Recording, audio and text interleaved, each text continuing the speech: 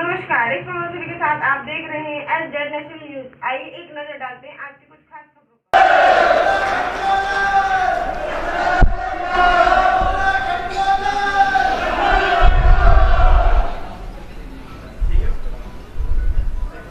बहुत सारी तैयारी करके आया था यहाँ पे आके ना, आप सबका जैसे ही गेट में घुसा जज्बा देख करके, और यहाँ जिस तरीके से सब इकट्ठे हो रखे हैं, और इस वर्चुअल लिंक के जरिए उत्तराखंड के सब जगहों के जो आज हम कांटेक्ट में आ रखे हैं, थोड़ा सा डगमगा गया हूँ मैं।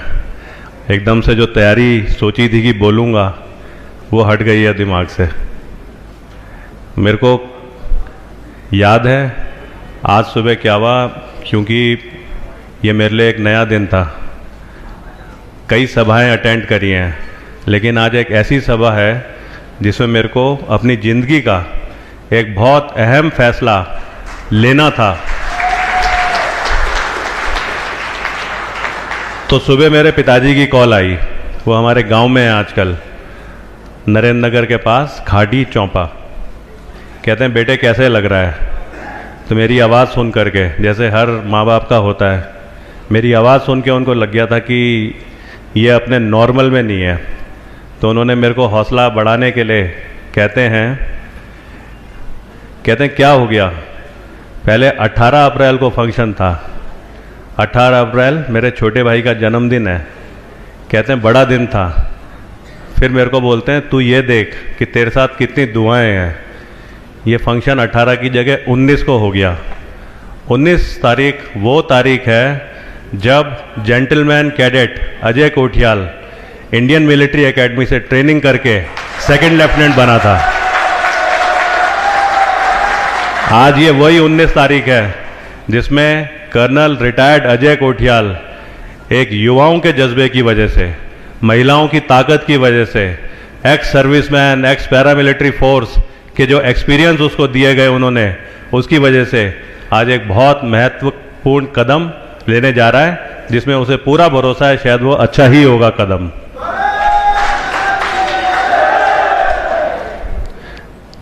जब मैं इंडियन मिलिट्री एकेडमी का एग्ज़ाम देने गया था सिलेक्शन के लिए, तो उससे पहले ना मैं अगर आपसे शेयर करूं तो 10वीं क्लास में गणित में मेरी डिस्टिंक्शन आई थी।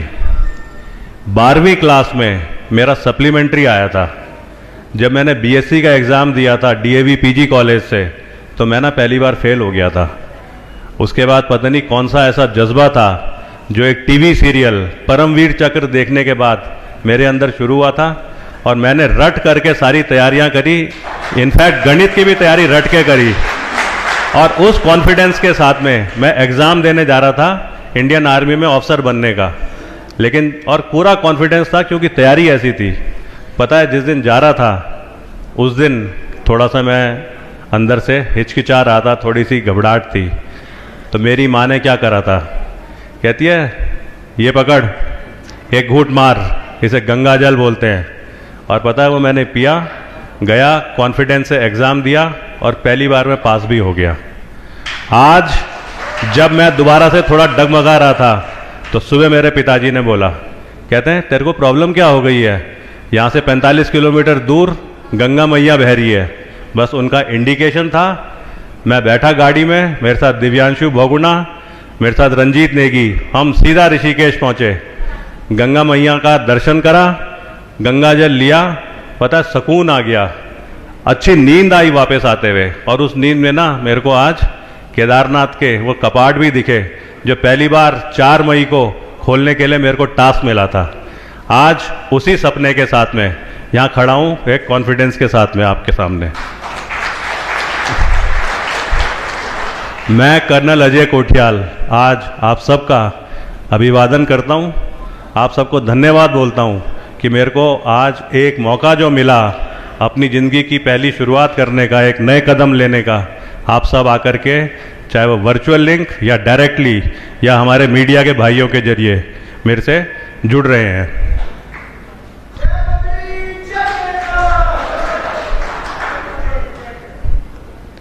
मेरे को याद आ रहा है क्या हुआ कि एक छोटा बच्चा था, यह आज से कोई 80 साल पुरानी बात है, जब वो पैदा हुआ पंडित परिवार में, उस टाइम पे इंडियन आर्मी में गढ़वाल राइफल कुमाऊं रेजिमेंट, उसमें पंडितों को फाइटर नहीं होने की वजह से बहुत ज़्यादा इनकरेज नहीं करा जाता था। उस समय वो बच्चा अपने घर से भागा, एनसीसी का बेस्ट स्टूडेंट बना, ट्रेनिंग ली उसने उस डूब क्षेत्र में टिहरी के, जहाँ पे आज बहुत बड़ा डैम बन रखा है। उसके बाद वो भर्ती होने गया और 8 गढ़वाल राइफल में 40-38-962 राइफलमैन के रैंक पे उसने इंडियन आर्मी ज्वाइन करी। अपनी मेहनत से उसने फिर तैयारियां करी, कमीशन हुआ और इंडियन आर्मी की सबसे ताकतवर पलटन 6 सिख रेजिमेंट, सरदारों की पलटन 6 सिख, उसमें कमीशन हुआ एक ऑफिसर के तहत। उसके बाद मेहनत करके जब border security force, paramilitary force जब खड़ी हुई, उसमें उसने ज्वाइन करा और वहाँ से आईजी रिटायर हुआ। उस सत्यशरण कोठियाल आईजी का बड़ा लड़का, जिसको कि सत्यशरण कोठियाल ने बहुत इच्छा और बहुत जज्बा दे करके इंडियन आर्मी में भेजा, वो सेकंड लेफ्टिनेंट अजय कोठियाल धीरे धीरे गढ़वाल राइफल में जब कमीशन हुआ तो कई जगहों पे जाने का उसको मौका मिला, कई ऐसे इन्वायरमेंट मिले जो शायद फौज में रह कर के ही एक सीखने के, एक प्रैक्टिकल एक्सपीरियंस लेने के जिसमें मौके मिलते हैं। आज मैं अगर याद करूं अपने 27 साल की इंडियन आर्मी की नौकरी, जिसमें मैंने गढ़वाल राइफल कुमाऊं रेजिमेंट इसको बहुत क्लोजली देखा और ये समझा कि शायद मैं पहाड़ों को जानता हूँ। मेरे को ना सारे मौके मिले हैं। कहते हैं माउंट एवरेस्ट को चढ़ने के लिए आज 25 से 30 लाख रुपए खर्च करने पड़ते हैं। अजय कोठियाल को इंडियन आर्मी ने ट्रेनिंग का ओहदा बढ़ाने के लिए, ताकि उसकी ट्रेनिंग स्किल बढ़े, 2 बार मौके दिए माउंट एवरेस्ट जाने के, ऊपर से तनख्वाह भी दी। ये किस्मत है उस लेफ्टिनेंट अजय कोठियाल की। सब लोग चाहते हैं कि देखें सियाचिन ग्लेशियर कैसा है, सब लोग चाहते हैं कि वो पाकिस्तान का इलाका किस प्रकार का होगा, जहां पे कहते हैं कि नो मैन्स लैंड भी होती है, डेजर्ट भी होती है एक तरफ पानियों की बड़ी बड़ी नदियां होती हैं जिन्हें पार करना पड़ता है। कैप्टन अजय कोठियाल को वो सारा मौका इंडियन आर्मी में रह करके नौकरी के दौरान मिला। जब कहते हैं कि जम्मू कश्मीर में आतंकवाद फैल रहा है, हर फौजी की इच्छा होती है कि मैं जाकर के वहां पे टेररिस्ट ऑपरेशन में हिस्सा लूं। मेरे को दिखाई दे रहे हैं यहाँ पे, सबके नाम तो नहीं ले पाऊंगा, अभी वो सामने दिख रहे हैं, भगवान सिंह साहब 2 बार सेना मेडल जिनको मिल रखा है, वो आज इस यहाँ पे बैठ करके हौसला बढ़ाने के लिए आ रखे हैं। मेरे को वो दिख रहे हैं स्मार्ट से बैठे हुए यंगस्टर दिख रहे हैं, कैप्टन पान सिंह, इंडियन आर्मी का सबसे ज्यादा डेकोरेटेड सोल्जर, शौर्य चक्र, सेना मेडल बार, यूनाइटेड नेशन जा चुका है, वो खड़ा है पीछे पान सिंह साहब।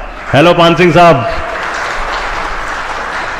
अजय कोठियाल को जम्मू कश्मीर में ऐसे ऐसे ऑपरेशन करने का मौका मिला जिसमें अगर देखा जाए तो उसने ना पहले ऑपरेशन में ही अपनी काबिलियत को फेल दिखा दिया था। जो हथियार सबसे ज़्यादा पावरफुल माना जाता है, लाइट मशीन गन, जिसे दोनों आंखें बंद करके अगर आप फायर करो तो 50 गज पे तो कितना भी अजीब सा टारगेट छुपा होगा उसे गोली लगेगी ही लगेगी। मेजर अजय कोठियाल अपने को हीरो समझते हुए एक गढ़वालियों की बुलाओं की टीम को लेकर के जब ऑपरेशन में गया और सामने 2 आतंकवादी थे तो उसने बोला मैं गोली चलाऊंगा। पता है पहली मैगजीन लगाई, फायर करा, पूरी 32-28 गोलियां चलाई, एक भी नहीं लगी। बदली करी मैगजीन, दूसरी मैगजीन लगाई, फायर करा, एक भी नहीं लगी। तीसरी मैगजीन लगाई मेजर अजय कोठियाल ने, 50 गज से भी कम की दूरी। जब तक वो मैगजीन फायर खत्म होता, वो आतंकवादी हेलो अजय कोठियाल टाटा करके भाग गया। और शर्म की बात हो गई थी अजय कोठियाल के लिए। बताया वो जो युवा थे इस उत्तराखंड के गढ़वाली कुमाऊनी, उन्होंने कहा सर क्या आप चिंता कर रहे हो, आप तो अभी पहली बार आए हो, हम सिखाएंगे आपको। अगली बार ऐसा ही और सीरियस ऑपरेशन था। मेजर अजय कोठियाल को इन युवाओं ने पीछे करा, अपने आप प्लान बनाया, 3 दिन तक 7 आतंकवादियों का फॉलो करा। एक छोटी सी 6 लोगों की टीम ने उस इलाके में जो आज फेमस है, पुलवामा, शोपियां, पीर पंजाल, और उसके बाद इन युवाओं ने एम्बुश लगाया। 15 मिनट में 16 गोलियां चलाई, सारे के सारे 7 आतंकवादी मारे और उसके बाद मेजर अजय कोठियाल का नाम आगे कर दिया, हमको कीर्ति चक्र मिल गया। जब हम माउंट एवरेस्ट में जा रहे थे तो हमको मौका मिला दूसरी बार इंडियन आर्मी की लेडी महिला अधिकारियों की टीम को ले जाने का, नेतृत्व करने का। तो हमारी ना नाक से खून निकल रहा था, हमसे चला नहीं जा रहा था। उस ऊंचाई में जो ऑक्सीजन की कमी होती है हमारे अंदर, उससे तकलीफ हो रही थी। एक ने हमको आगे से पकड़ा, एक ने हमको पीछे से पकड़ा, रस्सी बांधी, घसीट के लेके गए। 7 महिला ऑफिसर थी, 7 की 7 माउंट एवरेस्ट चढ़ी और जब वो ऑपरेशन कामयाब हो गया तो अजय कोठियाल को आगे कर दिया, हमको विशिष्ट सेवा मेडल मिल गया। जब हम एक ऑपरेशन में सामने से आतंकवादी ने फायर करा तो हम तो ना भागने की तैयारी करने लगे। पीछे से दूसरे वाले ने बोला अस्सलाम वालेकुम, तो वो फायर करने वाला बोलता है वालेकुम अस्सलाम। हमारा बंदा बोलता है पीछे से कौन सी तंजीम? वो बोलता है लश्कर तैयबा। हमसे बोलता है आपकी कौन सी तंजीम? हमने कहा जैश ए मोहम्मद। लश्कर तैयबा वाले को पता था जैश ए मोहम्मद यहाँ पे नहीं घूम रही। उसने कहा तू हो ही नहीं सकता, लेकिन इतने टाइम पे हम सब के सब गायब हो गए। उसके बाद हमने अगले दिन उनमें 3 आतंकवादी मारे। मेजर अजय कोठियाल को उस युवा की वजह से शौर्य चक्र मिल गया। आज उन्हीं युवाओं ने जब colonel Ajay Kothiyal Nehru institute of mountaineering में 2013 अप्रैल में आया, इत्तेफाक है आपदाएं आनी नहीं चाहिए, अचानक उसके 1 महीने के बाद में आपदा आ गई।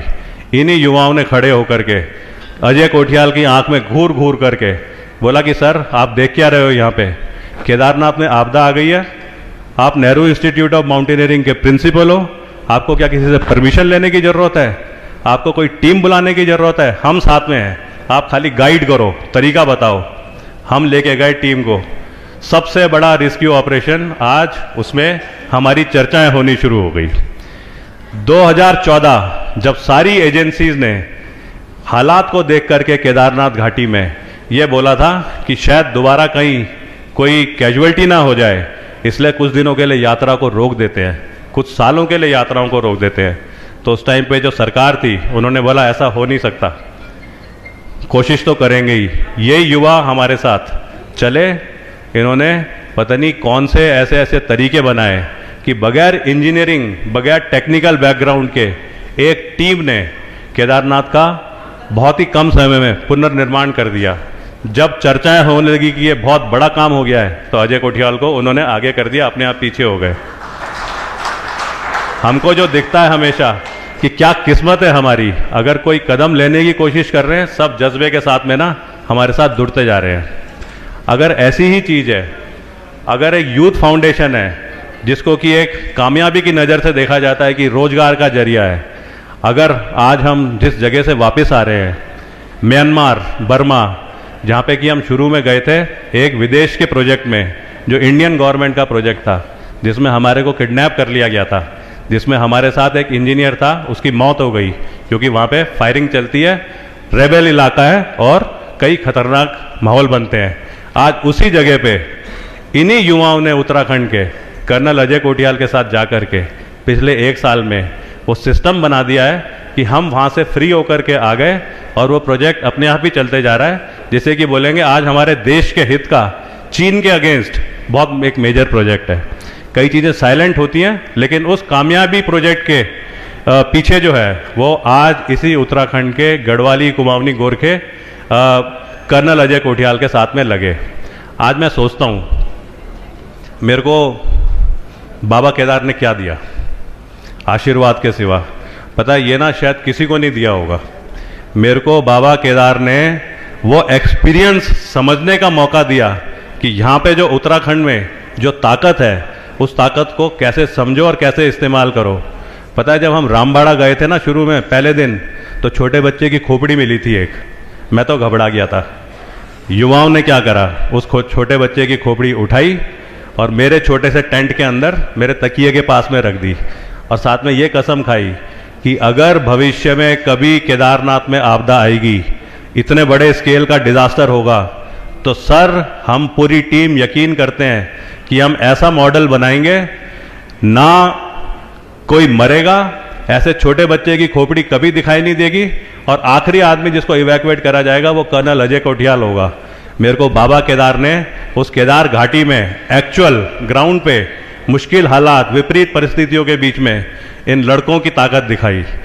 मुझे शिवजी ने x serviceman, ex paramilitary forces, इनके जो मेरे दिल से जो जुड़े हुए सब हैं, उनका जज्बा दिखाया। अपने आप वॉलंटियर होके आए, कहते हैं सर हमारे पास युवाओं की टीम है, इनको खाली गाइड करने की जरूरत है। गाइडेंस का काम इन ex serviceman, ex paramilitary forces ने करा, और एक ना ऑर्गेनाइज तरीके से प्रोजेक्ट आगे बढ़ता चला गया। जब एक बार मैं एक लड़कियों के कैंप में यूथ फाउंडेशन के गया, मैंने कहा कभी बाघ देखा है तुमने? ऐसी मजाक में पूछ लिया। पता है वो लड़की क्या बोलती है मेरे को? हंसने लगी, कहती है सर होगा तू कर्नल, तू हमसे पूछ रहा है कि बाघ और शेर देखा है? तो कहती है हम जब छोटे थे तो हमारे गांव में 4 जानवर होते थे, एक गाय, एक भैंस, एक बकरी, एक कुत्ता और कभी कभी एक मुर्गी। कहती है हम तो इन्हीं को देखते थे। छोटी सी मैं एक बार अपनी माँ के साथ जब जंगल में बकरी चराने जा रही थी तो मेरे को ये पता था कुत्ता कभी बकरी पे नहीं झपटता है। उस दिन वो लाल रंग का कुत्ता जंगल में हमारी बकरी पे झपटा। मैंने डंडा मार मार के उस लाल रंग के कुत्ते को भगा दिया। बाद में मेरे को बताया गया वो बाघ था। कहती है मेरे से बाघ के बारे में पूछ रही है? तो मैंने ना उससे हाथ मिलाया, उसका हाथ मेरे हाथ से 2 गुना मोटा था। वो जो लड़की इंडियन आर्मी की मिलिट्री सर्विस में आज ज्वाइन करा है, जिसने यूथ फाउंडेशन कैंप से, उसने मेरे को आंखों में घूर करके बोला कि सर ये लड़कों को तो आप ले गए ऊपर केदारनाथ में, हमको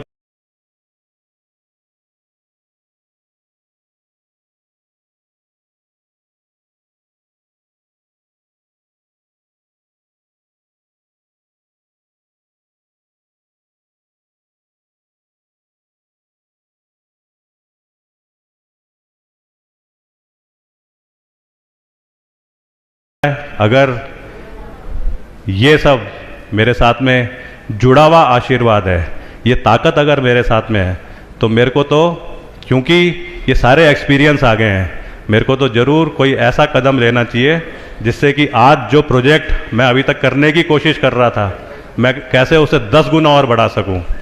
बहुत सोचा, आखिरी में फैसला लिया मैंने कि क्यों नहीं इस चीज़ को करने के लिए, जैसे सब मेरे को सुझाव दे रहे थे, एक राजनीतिक प्लेटफॉर्म से इसको आगे बढ़ाया जाए।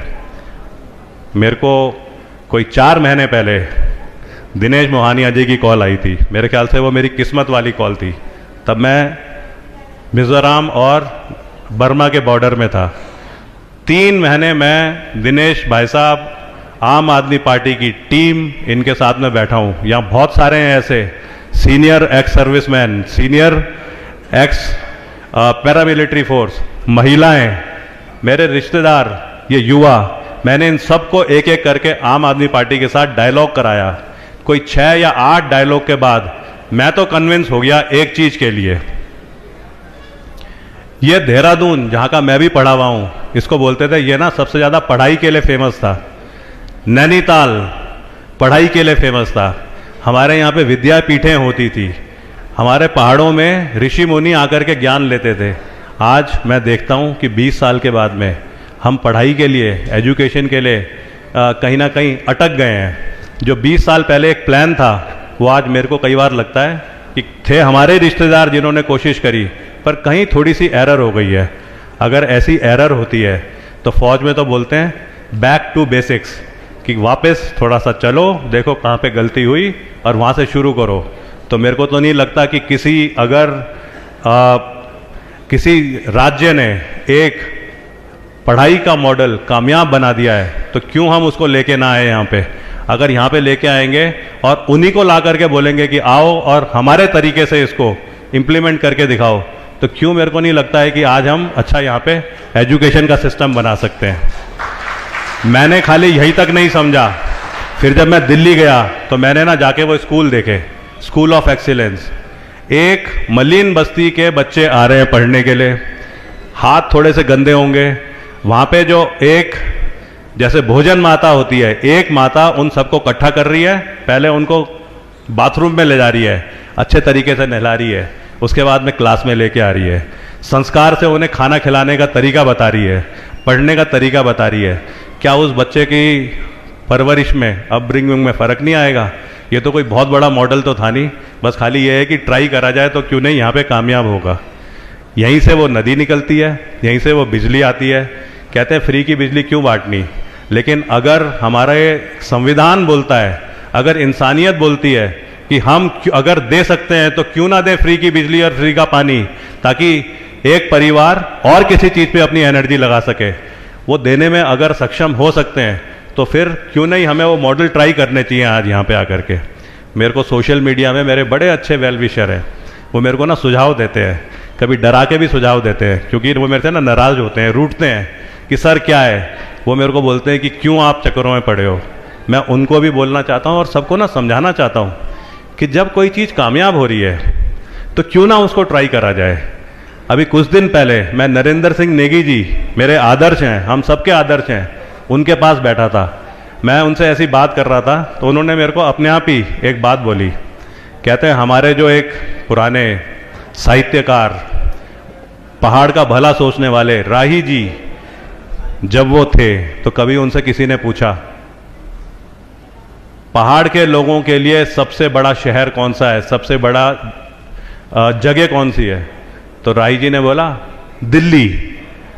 अगर उस समय दिल्ली को बोला जाता था पहाड़ की सबसे बड़ी एक, पहाड़ का सबसे बड़ा एक शहर, अगर मैं आज से 3.5 साल पहले की अपनी बात याद करूं, मैं आ रहा था साउथ से, इसलिए आ रहा था क्योंकि अचानक खबर हुई कि मेरी माँ को हार्ट अटैक हुआ है और उनकी ना डेथ हो गई। तो जब मैं जहाज में बैठा हुआ था, क्योंकि 6-7 घंटे 8 घंटे मेरे को लगने थे देहरादून पहुंचने में, तो होता ही है, भावुक भी था और सोच भी रहा था कि क्या अगर मेरी माँ को इवैक्यूएशन का टाइम मिल जाता और उनको दिल्ली ले जा लिया जाता तो क्या वो बच जाती। मेरे दिमाग में ना वो बात घूम रही थी। आज अगर मैंने जो छोटे बच्चे पाल रखे हैं, जब उनकी शादी की बात आएगी तो पता है मैं ना दिल्ली जा कर के सबसे बढ़िया जो वहाँ के सस्ती कीमत पे मिलने वाले सामान जहाँ मिलते हैं, शॉपिंग मॉल, मैं वहाँ जाके वो करूँगा। आज वो दिल्ली खुद हमारे पास आ रही है और मैं कह रहा हूँ कि दिल्ली तेरे को यहाँ पे नहीं आना चाहिए। मैंने अरविंद केजरीवाल सर का नाम बहुत सुना था, हम सब ने सुना है, लेकिन रिसर्च किसी ने नहीं करी है। दिल्ली के एजुकेशन हेल्थ मॉडल के बारे में सब ने सुना है, लेकिन सब बोलते हैं क्या है उसमें, क्योंकि रिसर्च नहीं करी। पता है पहाड़ों में पहले एक बीमारी होती थी, उसे बोलते हैं कोढ़, और कोढ़ का बहुत ज़्यादा इलाज एक जगह कलकत्ता में होता था, जिसको खुद करवाती थी एक बहुत ही देवी रूप वाली महिला जिनका नाम था मदर टेरेसा। तो एक बार की बात मेरे को किसी ने बताई थी, मेरे को याद है, एक विदेशी कलकत्ता में आया, उसकी फ्लाइट कलकत्ता में 3 घंटे रुकनी थी, फिर उसने दूसरी फ्लाइट पकड़ के जाना था। कलकत्ता में बहुत सारी जगह हैं देखने के लिए, तो उसने डिसाइड करा इस 3 घंटे में मैं क्या करूंगा। उसने कहा मैं मदर टेरेसा को देख के आता हूं। तो वो गया, टैक्सी ली और मिशनरीज ऑफ चैरिटी वहां पहुंचा। वहां जाकर के उसने पूछा कि कोई मेरे को बताएगा मदर टेरेसा कहां पे हैं। तो लोगों ने बोला तुम ना अंदर घुसते रहो, जहां पे इंसान के चमड़े के सड़ने की सबसे ज्यादा बदबू आएगी तुम्हें अपने आप वो दिशा मिलती रहेगी, तुम्हें पूछने की जरूरत नहीं है किसी से, क्योंकि बदबू तुम्हें अपने आप खींचेगी। और उस बदबूदार पेशेंट इंसान के बगल में जो महिला खड़ी होगी वो मदर टेरेसा होगी। उस मदर टेरेसा की मिशनरीज एक फेमस जगह, मैं ये सोचता हूं कि जब मैंने रिसर्च करी अरविंद केजरीवाल सर पे, आईआईटी से पढ़ा हुआ एक आदमी, चैरिटी का काम करा, समाज सेवा का, वो भी किसमें, मदर टेरेसा के उस आश्रम में। उसके बाद इंडियन रेवेन्यू सर्विस में वो आदमी गया, उसने फाइल के ड्राफ्ट खुद बनाए, उस फाइल को कैसे आगे लेके जाते हैं वो सब चीज़ें सीखी, और वो सब करने के बाद उसने आकर के एक आदर्श बनाने का कोशिश करा है, गवर्नेंस का मॉडल।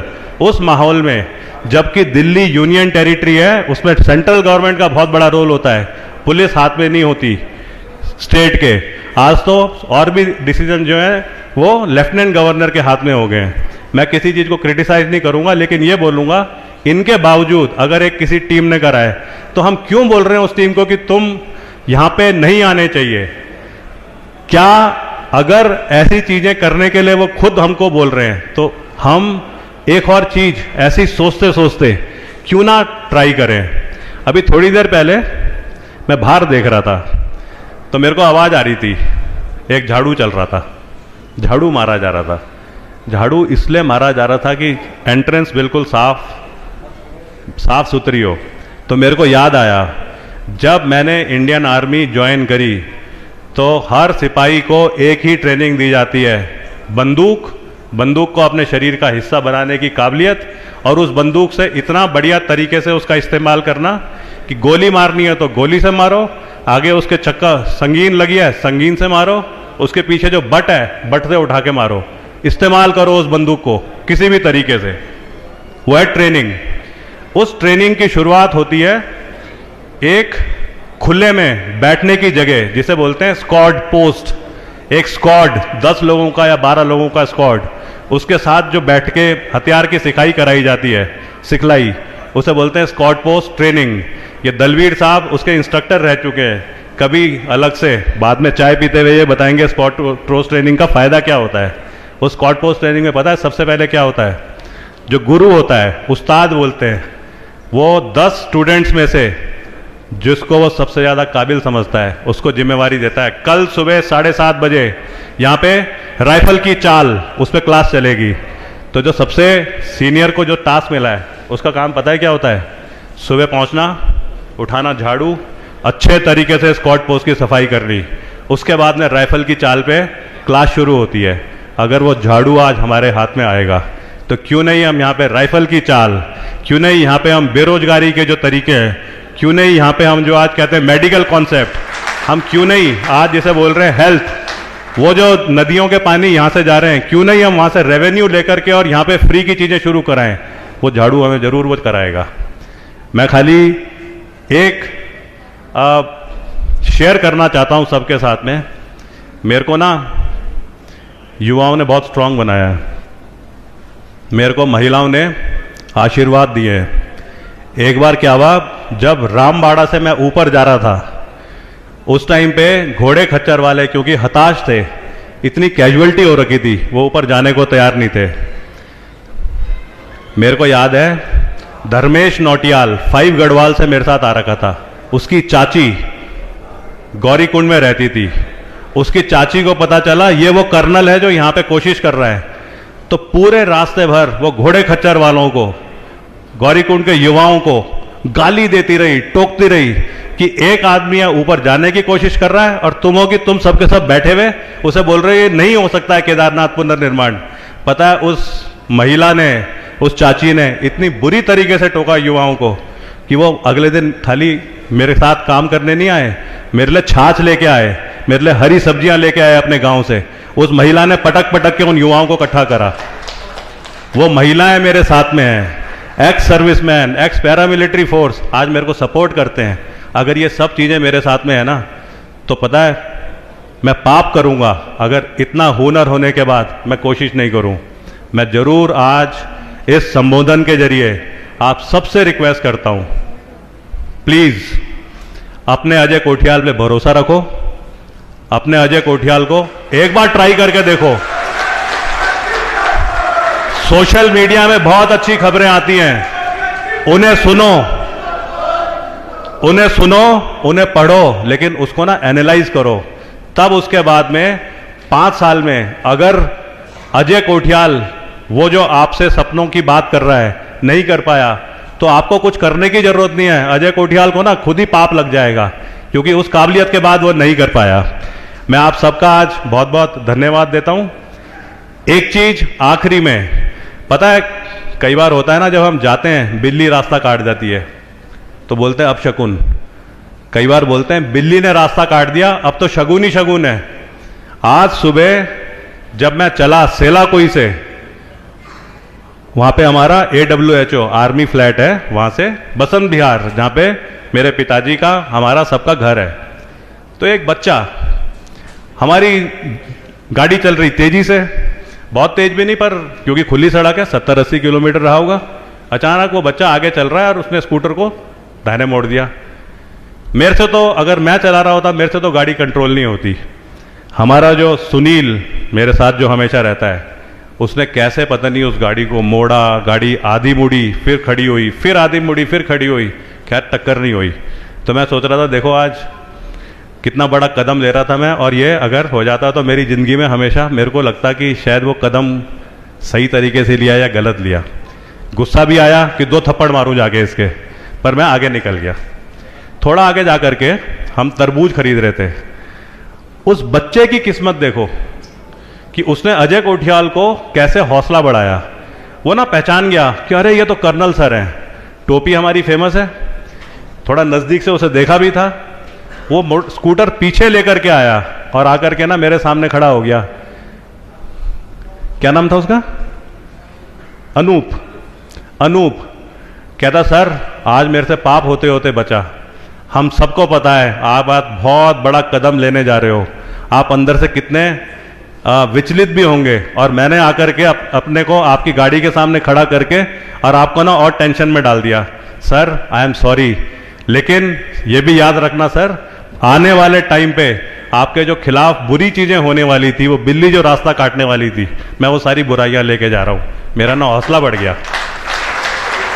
अभी जब मैं यहां पे आ रहा था 10 मिनट लेट हुआ तो उस अनूप की कॉल आई मेरे को कि सर प्रोग्राम शुरू हो गया है क्या, मैं वेट कर रहा हूं। मेरे को तो मजा आ गया। गढ़वाली, कुमाऊनी, गोरखे, इंडियन आर्मी में मैंने क्लोज कॉम्बैट में उनको देखा है। आज मैं अरविंद केजरीवाल सर को सबसे पहले तो एक धन्यवाद के साथ में कि आप हमको मौका दे रहे हैं हमारे तरीके से उत्तराखंड बनाने में, हमको सपोर्ट करने का। कहीं किसी तरीके से हमारा और आपका वैसे तो लिंक हमेशा बना रहेगा, पर उसको याद रखने के लिए मैं एक छोटा सा फौजियों की तरफ से एक तोहफा लेकर के आया था, छोटा वाला।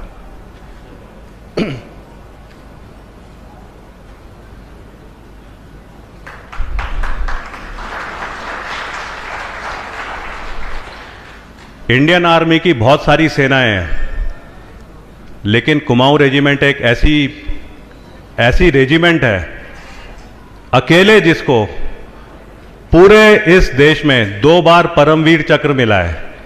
यह कुमाऊं रेजिमेंट का मोमेंटो है। कहते हैं जब कुमाऊं पलटन युद्ध में जाती है तो दुश्मन पे अटैक करने से पहले बोलती है बोल कालिका माता की जय, और उसके साथ घुसती है अंदर। मैं दिनेश मोहनिया सर को ये अभी वहीं पे आके दूंगा, एक छोटा सा तोहफा रिक्वेस्ट करूंगा कि ये दिल्ली किसी तरीके से पहुंच सके।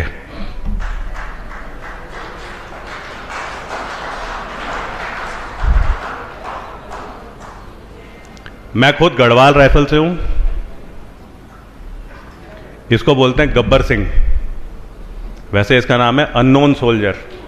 जब प्रथम विश्व युद्ध में इंडियन आर्मी विदेश में गई लड़ने और बहुत सारे गढ़वाली वापस नहीं आए, तो उनकी याद में लैंसडाउन में ये रेप्लिका बनाई गई है।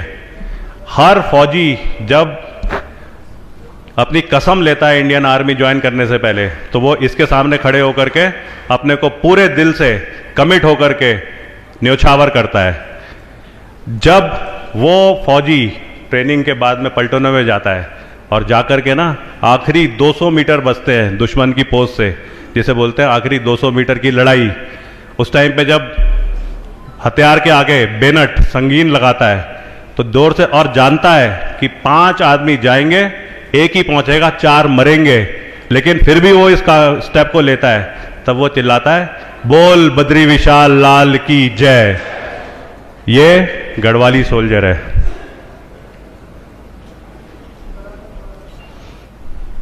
कहते हैं गोरखा अपना एक हथियार लेकर के आए। वो इसको बोलते हैं खुखुरी। गढ़वाली और कुमाऊनी इसको बोलते हैं खुकरी। इस खुकरी की खासियत यह है कि इसको पकड़ करके अगर सच्चे विचार से और सही एंगल से आप इसे चलाओगे तो खतरनाक से खतरनाक भी खत्म हो जाएगा। इस खुकरी में एक ये चिन्ह बना होता है, इसे बोलते हैं शिवजी का त्रिशूल। ये खुकरी तब हाथ में उठाई जाती है जब एक इंसान कसम लेता है कि चाहे जो मर्जी हो जाए, चाहे मेरी मौत हो जाए, लेकिन बुराई से लड़ने के लिए, अच्छाई की जीत लाने के लिए मैं इस खुकरी का इस्तेमाल करूंगा।